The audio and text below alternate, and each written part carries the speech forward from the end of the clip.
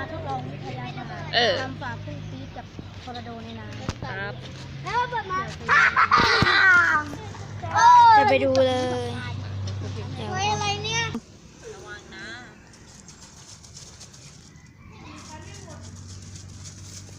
โอ้เปียกรู้ว่าเอาหมดแล้วเนี่ยโตไม่ใส่รองเท้ามา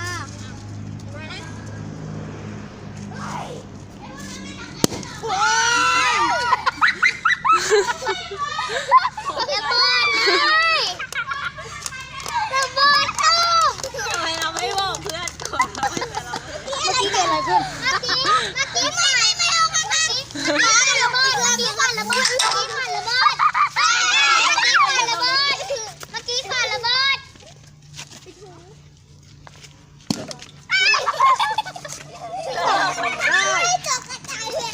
นี่ทำทอร์นาโดโอ้ยสุดยอดเป็นเด็กสุดยอดเลยจะโยนให้ตั้งงั้นเหรออ๋อจะทำแบบทำแบบเมื่อกี้ผ่านระเบิดตุ้มโอ้ตีน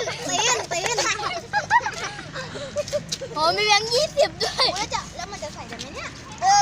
ต้องให้ดูเดี๋ยวโซดามันจะขึ้นไปตรงฟ้าคนเมื่อกี้ที่มันเลยต้องเต็มเหรอต้องเต็มปะไม่เต็มอะไรไม่เต็มจะเอาเลยจักดีใช้ไม่หน่อยอะไรไม่เข้านะเว้ยโค้ใส่ให้ดีโอ้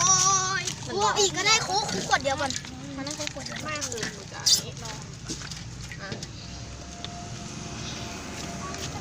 ประมาณนี้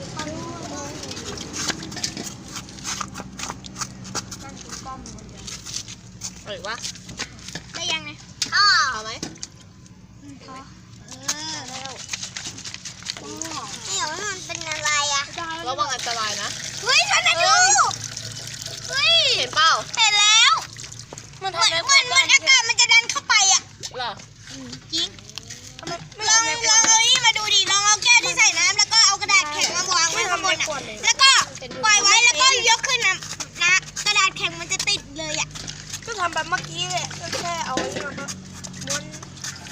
แล้วก็ไอ้นี่พายุแค่เดินในขวดให้มันแบบซี่นะรับรองสนุกแน่ให้มันแบบซี่อ่ะ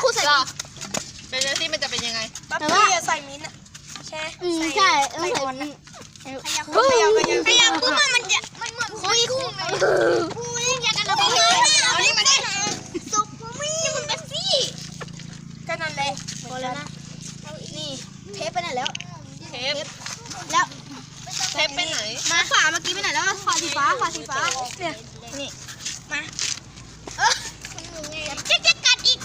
แบบมันไม่ต้องใช้ฝาเอ้ยมันโตไปดีนะโตแล้วนะติดแล้วคันด่วนเลยให้ด่วนให้เข่งคัดหน่อยโอ้ยมือ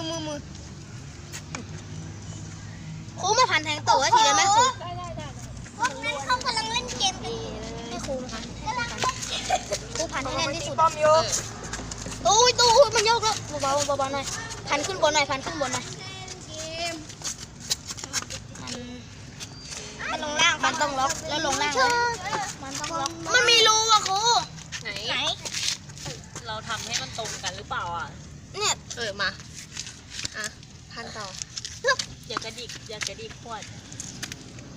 แล้วก็มีของเล่นใหม่ๆมาใช้เอาหัวบังเนี่ยเราก็พันลงเนี่ยพันลงแล้วจะฉีกยังไงอ่ะเดี๋ยว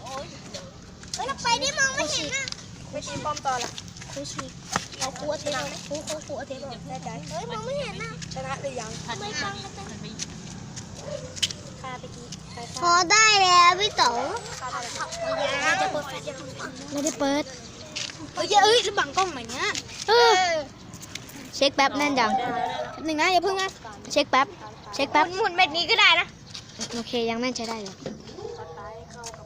เหย่า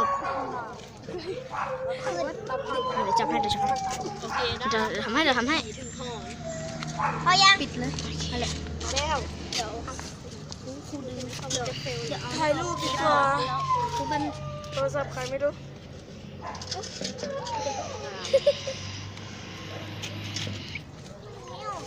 ต้องใช้ลูกไก่แล้ว เขาโหดพอ รู้จะเป็นมันนะถ้ามันมีรูอะไรเขายืดขนาดนี้ มันออกอะ เขย่า มันต้องเขย่าก่อน เมื่อกี้ลืมเขย่าอ่ะ โอ้ยทอร์นาโดนี่ เหมือนมาก ลองดูถ้าเราขยับไปมาทอร์นาโดมันเหมือนหมุนมากอ่ะ อ้าว น้ำหมด หมดแล้วนี่อย่าบีบโอ้เอา อันนี้มันต้องหมุนก่อน หมุนนั่งเขย่าอย่าตัวเนี้ย เฮ้ยเอามือเอามือ แล้วเอาแม่เหล็กไปดิ ดูข้างบนได้นะโอ้ข้างบนเป็นรูเลยอ่ะ โอ้ย รูลงไปเลยอ่ะลึกอ่ะมันลงไปลึกอ่ะ แป๊บนึงขอ อีกอันไหม เดี๋ยวจะขอเทสข้างบนหน่อย สวัสดียัง สวัสดีครับ โอ้ประยุกต์กันนะเด้อ ได้เปล่าเอาไปทำที่บ้านได้นะเนี่ย แล้วจะเอาอันนี้ไว้ที่บ้านใช่ไหมเอาอันนี้ไว้ที่โรงเรียนอ่ะ ใช่ อันนี้ของพี่นิกเนม ใครทำไม่เป็นให้พี่สอนได้ พ่อก็เล่นพุ่ง อันนี้เราตัว แล้วมาแล้วพอแล้วแล้วเอาอันนั้นไว้ทำอะไรอ่ะ เอาโทรศัพท์มา ถ้าชอบอย่าลืมกด